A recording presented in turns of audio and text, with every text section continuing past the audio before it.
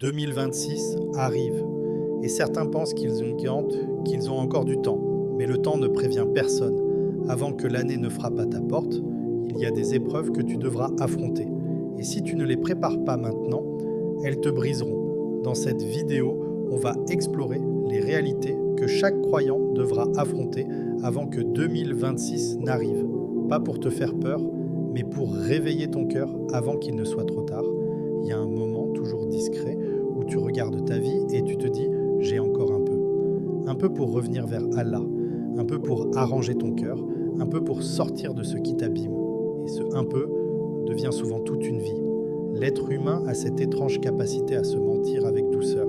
Il ne dit pas « je ne changerai jamais ». Il dit « je changerai, mais plus tard ». Et ce plus tard devient un piège psychologique. Plus tu avances, plus il s'éloigne. Le cerveau aime ce confort. Repousser allège la pression, mais l'âme, elle, étouffe. Allah rappelle une vérité que personne ne peut contourner, et lorsque leur terme arrive, ils ne peuvent ni le retarder, ni l'avancer d'un instant. 10h49. Ce verset ne parle pas seulement de la mort, il parle du temps lui-même, de chaque opportunité, chaque saison, chaque réveil du cœur. Tu as déjà connu ce cycle, tu dis demain, puis demain ressemble à hier, et quand tu lèves les yeux, 3 années ont glissé comme de l'eau entre tes doigts. Ce que tu repousses devient souvent ce que tu perds. Il y a des jours où ton cœur ne parle plus. Il soupire. Tu ne l'entends pas vraiment, mais tu sens qu'il a perdu quelque chose de sa lumière. Les responsabilités se sont accumulées, les déceptions aussi, et sans t'en rendre compte, tu as avancé avec un cœur à moitié éteint. Pas par faiblesse, mais par surcharge. Un cœur n'est pas un métal. Il n'encaisse pas indéfiniment. Il absorbe, il retient, il supporte, jusqu'à s'user. Cette usure n'est pas un effondrement brutal, c'est subtil. La prière devient mécanique, les sourates glissent sans entrée, les larmes ne viennent plus même quand tu souffres. Et tu te demandes, qu'est-ce qui m'arrive ? Le prophète a décrit cette réalité avec une simplicité bouleversante. Les cœurs s'usent comme les vêtements. Alors demandez à Allah de renouveler la foi dans vos cœurs. Le cœur s'use parce qu'il est vivant, parce qu'il ressent, parce qu'il lutte. Il existe des gens qui semblent avancer droit, mais leur intérieur est en cendres. Ils prient, mais sans présence. Ils bougent, mais sans destination. Ils sourient, mais leur âme pleure. Ce n'est pas ton corps qui s'écroule, c'est ton cœur qui a soif. La perte est un territoire que personne ne veut traverser, mais que tout le monde finit par rencontrer. Tu ne choisis pas quand une relation s'éteint, quand une amitié se distend, quand une saison se ferme. Tu sens simplement que quelque chose glisse loin de toi, et ton cœur se débat parce qu'il ne comprend pas encore ce que cette séparation vient réparer. Psychologiquement, l'être humain associe perdre à être diminué. Tu crois que si une personne s'éloigne, c'est que tu n'étais pas assez. Si un projet s'effondre, c'est que tu as échoué. Si une porte se ferme, c'est que tu as été laissé dehors. Pourtant, la perte est souvent une réorganisation divine, silencieuse et précise. Allah dit « Il se peut que vous détestiez une chose alors qu'elle est un bien pour vous ». 2:216. Ce verset n'allège pas seulement la douleur, il te replace dans la sagesse. Ce que tu crois être une rupture peut être une protection. Ce que tu perçois comme un effondrement peut être un réajustement.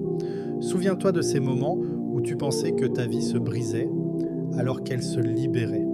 Cette relation finie, ce projet tombé, cette amitié dissoute, tout cela n'était pas une perte, c'était une préparation. Allah retire pour préparer. Il arrive un moment où tu regardes ta vie, non pas avec les yeux des autres, mais avec une honnêteté que tu ne peux plus fuir. Et là, tu réalises que 2026 ne changera rien si toi, tu restes le même. Tu peux changer d'année, de décor, de routine, mais si ton âme reste immobile, tout restera identique. Ce n'est pas le calendrier qui transforme une existence. Ce sont les décisions profondes, celles que tu n'as pas encore osé prendre. Psychologiquement, l'être humain a une incroyable capacité à éviter sa propre vérité. Il préfère se distraire plutôt que se regarder. Il préfère s'expliquer plutôt que se corriger. Il préfère rêver d'un futur meilleur plutôt qu'affronter les ombres qu'il porte. Allah dit « Allah ne change pas l'état d'un peuple tant qu'il ne change pas ce qui est en eux-mêmes. » 13:11. Le changement extérieur n'arrive jamais avant le combat intérieur. Tu veux une meilleure vie, mais tu n'as pas touché à ton cœur. Tu veux la baraka, mais tu gardes les mêmes intentions. Tu veux une année différente, alors que chaque jour ressemble à hier. Le futur ne se construit pas avec les intentions, mais avec les transformations. Imagine un chemin escarpé, raide, envahi d'obstacles. Tu avances, tu trébuches, tu te relèves, et à chaque pas, tu te demandes « Pourquoi moi ? Pourquoi maintenant ?» C'est dans ces moments-là que l'épreuve révèle sa vraie nature. Elle ne vient pas pour t'écraser, elle vient pour te dévoiler. Psychologiquement, la douleur réorganise ton regard. Elle t'oblige à écouter ce que tu ignorais, à voir ce que tu refusais, à sentir ce que tu anesthésiais. L'épreuve n'est pas une chute, c'est un repositionnement. Elle t'arrache à ce qui te tire vers le bas pour te pousser vers ce qui te fait grandir. Allah dit « Pense-t-il qu'on les laissera dire « Nous croyons » sans qu'ils ne soient éprouvés » 29.2. L'épreuve n'est pas un test de souffrance, c'est un test de sincérité. Elle vient mesurer ce que tu portes réellement dans ton cœur, loin des mots et des apparences. En 2025, tu as traversé des nuits où tout semblait fermé. Anxiété, fatigue, perte, incompréhension. Tu pensais que tu étais face à un mur, mais en réalité, tu étais dans une salle d'entraînement spirituel. Allah renforçait tes muscles invisibles, patience, tawakkul, lucidité, endurance. Allah ne t'éprouve jamais pour te détruire, mais pour t'élever. Tu peux courir, accumuler, organiser, planifier, et parfois, tout semble parfaitement aligné. Pourtant, si ton cœur n'est pas fixé sur l'essentiel, tu risques de t'égarer dans le labyrinthe des efforts vains.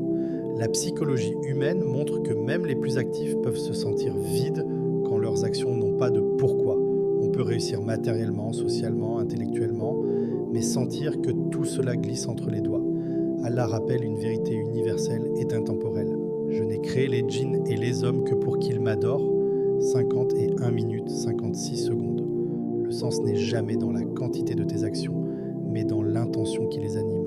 Chaque pas que tu fais doit être guidé par une conscience intérieure qui reconnaît sa responsabilité devant Allah. La direction de ta vie n'est pas un choix aléatoire, c'est une orientation de l'âme. Sans cette boussole spirituelle, même le chemin le plus droit devient un détour. Tu peux travailler dur, tu peux planifier chaque détail, tu peux briller aux yeux des autres, mais si ton cœur ne revient pas vers Allah, tout s'effondre. Le sens n'est pas ce que tu fais, mais pour qui tu le fais. Ce qui n'est pas pour Allah finit toujours par s'effondrer. 2026 n'est pas juste un chiffre sur le calendrier, c'est un miroir que tu refuses parfois de regarder. Il reflète ton âme, tes choix, tes rêves inachevés, tes prières silencieuses. Chaque jour qui approche frappe comme un rappel doux mais insistant. Que fais-tu de ce que je t'ai donné ? Tu peux regarder derrière toi et voir les regrets, les erreurs, les occasions manquées. Tu peux les sentir peser sur ton cœur, comme un vent froid qui s'infiltre partout. Mais Allah ne te laisse jamais seul face à ce poids. Chaque difficulté passée, chaque perte, chaque moment de fatigue, tout a préparé ce rendez-vous avec toi-même. Ce n'est pas une menace, c'est une invitation à décider maintenant de transformer le temps en action, la peur en foi, la procrastination en engagement. Une seule décision du cœur peut ouvrir des portes que tu croyais fermées. Une seule sincérité peut réanimer une vie entière. Regarde-toi dans ce miroir, ressens ce que tu portes et comprends que demain n'attend que ton retour vers Allah. Alors que 2026 approche, il ne s'agit pas de simples résolutions ou de plans superficiels. Il s'agit de ton âme. Chaque jour que tu vis est une opportunité de la purifier, de la réorienter, de la renforcer.